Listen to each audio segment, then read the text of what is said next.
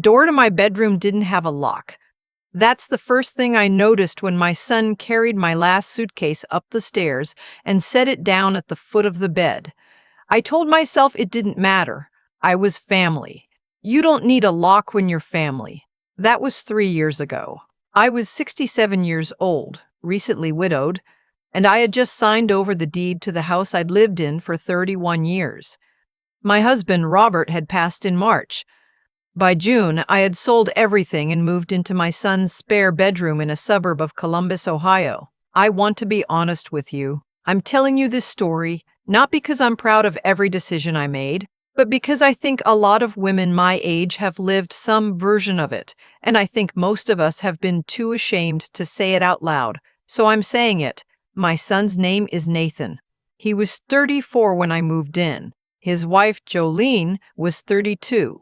They had 2 children, a boy named Cooper, who was 8, and a girl named Lily, who had just turned 5. I loved those grandchildren the way you love something that still believes the world is good, completely, without condition. Nathan had called me 2 weeks after the funeral. He said, "Mom, you shouldn't be alone in that big house." He said, "We have the room. We want you with us." He said Jolene agreed, that it was her idea, actually. I remember sitting at my kitchen table in the house on Birchwood Lane and feeling something loosen in my chest, like a knot I hadn't known was there finally coming undone. I believed him. Robert had warned me once, years before he got sick, during one of those quiet conversations couples have when they think they're just talking, but they're actually laying something important down between them. He said, "Evelyn, Nathan loves you, but Nathan loves himself more. Don't forget that." I told him he was being unfair. He'd nodded and said nothing else. Robert was usually right about things. But I was 67. I was grieving, and I didn't want to be alone in a house full of furniture that still smelled like my husband's aftershave. So I said yes. I sold the house for $340,000. After closing costs, I walked away with just under $310,000. I had my Social Security, which came to about $850 a month. I had a small pension from the school district where I'd worked as an administrative coordinator for 22 years, another $600 a month. I was not rich, but I was not without resources. Nathan never asked me to contribute to the household. He didn't have to. I offered. I thought it was the right thing to do. I was living under their roof, eating their food, using their electricity and their hot water. I started giving them $200 a month. I bought the groceries most weeks. When the water heater went out in October, I wrote the check. When Cooper needed braces, I covered half. When Jolene mentioned she'd always wanted to take the kids to Disney World, I handed her $4,000 and said to make some memories. I am not telling you this to make myself sound generous. I'm telling you so you understand how far I had already bent before things started breaking. The first sign came small, the way the first signs usually do. About 8 months in, I asked Nathan if I could paint the spare bedroom. Not the whole room, just the accent wall. It was this muddy beige color that made me feel like I was sleeping inside a cardboard box. I'd seen a soft blue-gray at the hardware store. I told him I'd pay for everything, do it myself. He said he'd have to check with Jolene. Jolene said no. She said it wasn't my room, it was their guest room, and she wanted to keep the decor consistent. I said okay. I didn't say what I was thinking, which was, I have given you more than $15,000 in 8 months, and I cannot paint one wall. I went to Hobby Lobby and bought a blue-gray throw blanket instead. I put it over the beige comforter and told myself to stop being difficult. That became a habit, telling myself to stop being difficult. I started noticing other things slowly. The way Jolene would go quiet when I walked into the kitchen while she was cooking. The way certain conversations would stop when I came downstairs. Nathan stopped asking about my day around month 10. Not dramatically. Just gradually, the way light fades in the fall. You don't notice it happening until suddenly it's dark earlier than you expected. I started spending more time in that beige room. I read. I called my sister Vivian in Asheville. I watched the sparrows at the bird feeder I'd put outside my window, which Jolene had also mentioned was a little cluttered looking from the street but hadn't actually asked me to remove. Cooper used to knock on my door after school. He'd sit on the edge of my bed and tell me about his teacher, about a kid at recess, about whatever was on his mind. I loved those visits more than I could explain. Lily would sometimes crawl up beside me and fall asleep while I read aloud to her. Those children were the reason I stayed as long as I did. I want to be clear about that. The money problem came into focus slowly, too. I had agreed to give Nathan access to one of my accounts to make household contributions easier. He had suggested it, said it would simplify things so I didn't have to write a check every month. I thought it made sense. He had my trust. By month 14, I started going back through statements more carefully. I am not a suspicious person by nature, but I'm also a woman who spent 2 decades managing budgets for a school district, and numbers don't lie to me the way people sometimes do. I found $38,000 gone in 14 months. My $1,200 monthly contributions accounted for $16,800. The rest, over $21,000, had gone to things I had not agreed to. A vacation to Sedona I hadn't been invited on. New living room furniture I'd been told was on sale. A payment to what turned out to be Jolene's sister's business, and several withdrawals I simply could not trace. I sat with that knowledge for 3 days before I said anything. I asked Nathan to sit down with me. I had my statements printed out. I had my glasses on. I was calm, I thought. I told him what I had found. I asked him to explain. He leaned back in his chair and looked at me the way you look at someone who is causing a problem you didn't ask for. He said, "Mom, you said you wanted to contribute. We're a family." "You can't put a price on that." I said, "Nathan, $21,000 is not a contribution I agreed to." He said I was making things uncomfortable. He said Jolene was already stressed. He said maybe I needed to think about whether living together was really working for everyone. I understood then what that word meant. Everyone. It did not include me. I didn't push further that night. I went upstairs to my beige room and I sat on the edge of my bed and I thought about Robert and about what he had said about Nathan, and I thought, you were right. You were right. And I didn't listen. I called Vivian. She listened for a long time without interrupting, which is one of the things I have always loved about her. When I finished, she said, "Evelyn, what do you want to do?" I didn't know yet, but I started thinking. A few weeks later, Nathan came to me with something new. He and Jolene had found a house they wanted to buy. They were renting the house we were all living in, and they'd been looking to purchase something bigger in a better school district. They needed a down payment. They wanted to know if I would loan them $60,000. He framed it as a loan. He had a number written on a piece of paper. No interest, he said. They'd pay me back over time. I looked at that piece of paper and I thought about the $21,000 I'd never gotten an explanation for. I thought about the beige wall. I thought about the way Jolene stopped talking when I walked in. I said I would think about it. That night I heard them talking through the wall between my room and theirs. I wasn't trying to listen. My room didn't have a lock, but it also didn't have much insulation. The walls in that rental were thin in the way that rental walls often are. I heard Nathan say my name. I heard him say, "She's just sitting on that money. What is she even saving it for? She's almost 70. I heard Jolene say something I couldn't fully make out.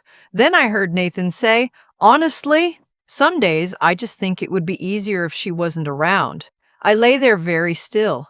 It was the 18th of December. I know because I had been wrapping Christmas presents earlier that evening and I'd written the date on the gift tag for Cooper, the way I always do. A week before Christmas, my son said it would be easier if I wasn't around. I did not cry. I want you to know that. I'm not sure why that matters to me, but it does. I lay there in the dark, and I felt something shift inside me. Not break, but shift. Like tectonic plates adjusting slowly under the surface of the earth. Something that had been slightly misaligned for a long time finally settling into a new position. I understood something clearly, maybe for the first time. I had been so afraid of being alone that I had made myself into a convenience. I was not their family. I was their resource. And I was done. I didn't let on. That's important. I got up the next morning and I made coffee and I asked Lily what she wanted for breakfast. And I helped Cooper find his left sneaker, which was behind the couch cushion where things always seem to end up in houses with children. I smiled. I was normal. I gave nothing away, but I had already started making a list in my head. I called my attorney, a woman named Grace who had handled Robert's estate. I asked her to meet with me in person. I told Nathan I had a doctor's appointment. I told Grace everything. She listened with the particular stillness of someone who has heard variations of this story before. When I finished, she asked me two questions. Did I want to recover the money, and did I want to protect what remained? I said yes to both. We spent 2 hours in her office. By the time I left, I had a clear picture of what I needed to do and in what order. Grace was methodical. I appreciated that. I did not need sympathy in that moment. I needed a plan. First, I removed Nathan's access to my account. I did this through my bank's website, quietly, on a Tuesday afternoon while he was at work, and Jolene had taken the kids to the park. It took 11 minutes. Second, I contacted a financial advisor I'd been referred to through my church and moved the bulk of my remaining savings, just over $248,000, into accounts in my name only, with no joint access, no transfer authorizations, nothing Nathan could reach. Third, I called Vivian. I told her I was coming to Asheville. I asked if I could stay with her for a while. She said, "I've had your room ready for 6 months." That made me laugh, which I hadn't expected. Fourth, I quietly began looking at independent living communities in the Asheville area. Not nursing homes. I want to be clear about that. Independent living. Places designed for people like me, active, self-sufficient, but done with the particular exhaustion of trying to fold themselves into other people's spaces. Fifth, and this one I thought about the longest, I updated my will. Robert and I had written our wills together years ago. Nathan was the primary beneficiary of everything. That had made sense when we wrote it. It made less sense now. I sat with Grace again, and we went through it carefully. I did not cut Nathan out entirely. I'm his mother. I still love him even now, even after everything, and I think that's something people don't always understand about a situation like this. Love doesn't just stop because someone disappoints you, but love also cannot be the reason you keep handing someone the means to diminish you. I restructured everything. A significant portion went into a trust for Cooper and Lily, managed by an independent trustee, not Nathan, not Jolene, to be available for their education and distributed when they turned 25. Whatever Nathan inherited would come with conditions. Grace drafted the language carefully. The day I was ready to leave, it was a Saturday in late January. I had told Nathan the week before that I needed to go to Vivian's for a while. I said she'd been having some health issues, which was not entirely a lie. Vivian had been dealing with her knee, and that I wanted to be with her. Nathan seemed relieved in a way he was trying not to show. He said, "Of course, Mom. Family first." He did not ask when I was coming back. Jolene helped me carry 2 boxes to my car. She was pleasant. She smiled and said to give Vivian her best. I looked at her and I thought, you have no idea. Cooper cried. He stood on the front porch in his socks and he cried, and I held him for a long time and told him I would video call every Sunday and that I was only ever a phone call away and that nothing about how much I loved him had changed. All of that was true. Lily asked me if I was coming back for her birthday in April. I said I would do my very best. That was also true, though in a different way than she understood. I drove out of that neighborhood and I did not look in the rearview mirror. I stayed with Vivian for 6 weeks. We ate dinner together every night. We watched old movies. She let me cry exactly once on a Thursday and then we never talked about it again, which was exactly what I needed. I started walking every morning through her neighborhood, past the houses with their February bare trees and the first stubborn suggestions of dogwood beginning to bud. I felt myself coming back. In March, I put a deposit down on an apartment in a 55 and over community in Asheville. It had big windows and hardwood floors and a small balcony where I immediately put a bird feeder. I chose the paint color myself. I chose a soft blue-gray. Nathan called me the first week of February. Grace had sent him a formal letter, not confrontational but clear, regarding the account discrepancies and what I had chosen to do with my finances going forward. She had also sent a copy of the updated will summary, as I had asked her to. Nathan's voice on the phone was tight. He said, "Mom, I don't understand what's happening." I said, "I think you do, Nathan." He said I was overreacting. He said the money was complicated and he'd planned to explain everything. He said Grace was putting ideas in my head. He said I was making decisions out of grief and loneliness and he was worried about me. I let him talk. When he finished, I said, "Nathan, I heard you. In December. Through the wall." Silence. I said, "I'm not angry. I want you to know that. I'm not calling to fight with you. But I'm done arranging my life around people who find my existence inconvenient." He said, "Mom." I said, "The children will be taken care of. I have made sure of that. But how things go between you and me from here, that's up to you." I hung up the phone. I sat in Vivian's kitchen for a while. The afternoon light was coming through the window at that particular winter angle that makes everything look like the inside of an old photograph. I thought about the sparrows. I thought about Cooper's socks on the front porch.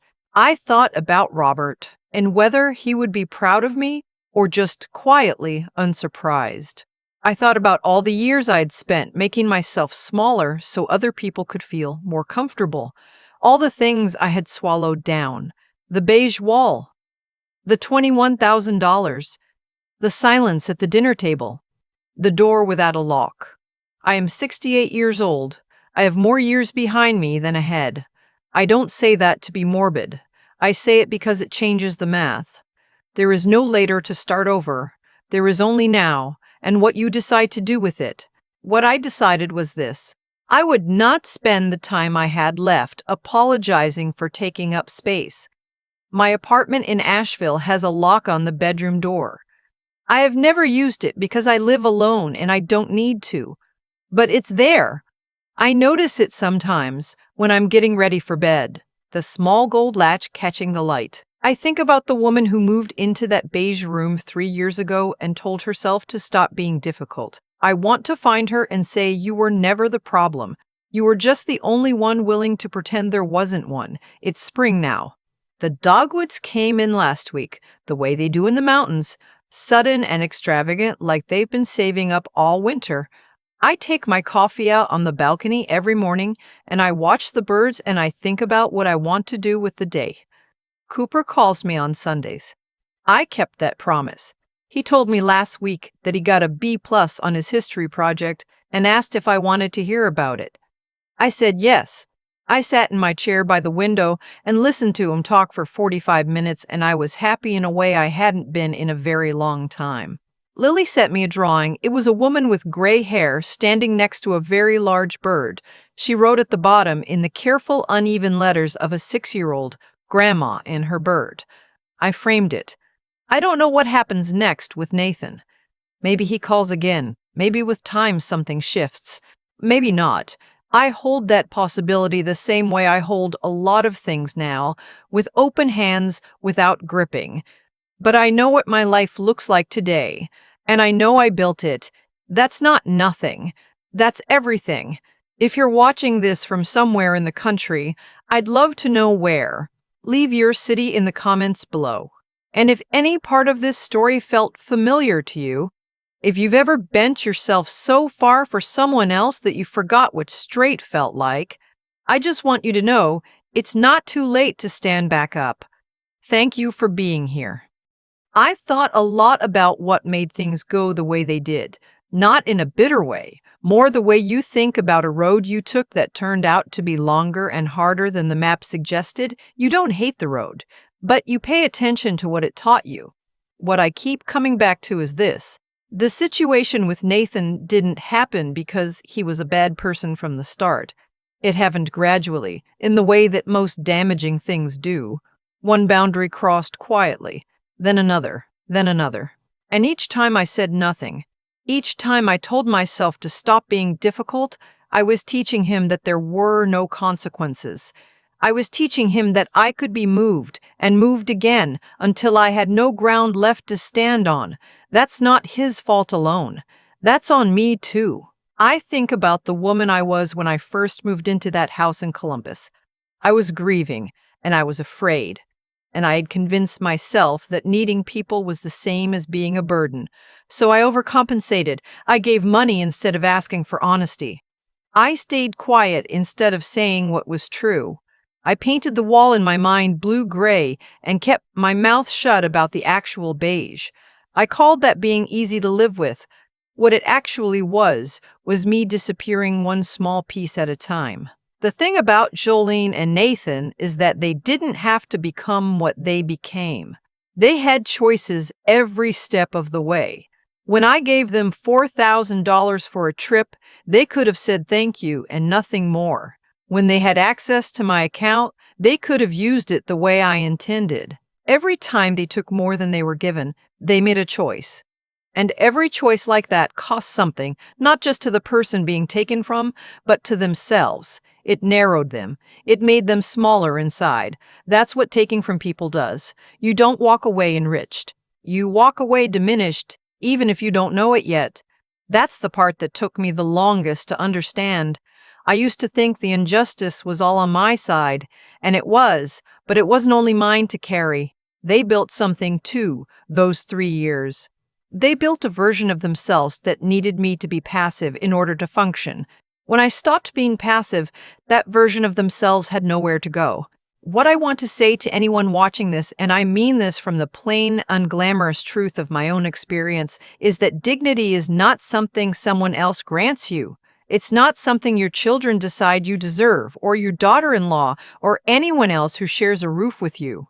It lives inside you, and the only way to lose it is to keep trading it away in small, quiet transactions you tell yourself don't count. I got it back. Not all at once. Not dramatically. I got it back the way Vivian's dogwoods came in. Slowly, and then suddenly, and all at once, more beautiful than I'd remembered. That blue-gray balcony in Asheville is mine. Every morning I sit there and I have not once told myself to stop being difficult. That is what I want for you too. Whatever room you're in, whatever wall they painted beige, without asking, you are allowed to want something different. You are allowed to stand up, and it is never, not once, too late to begin.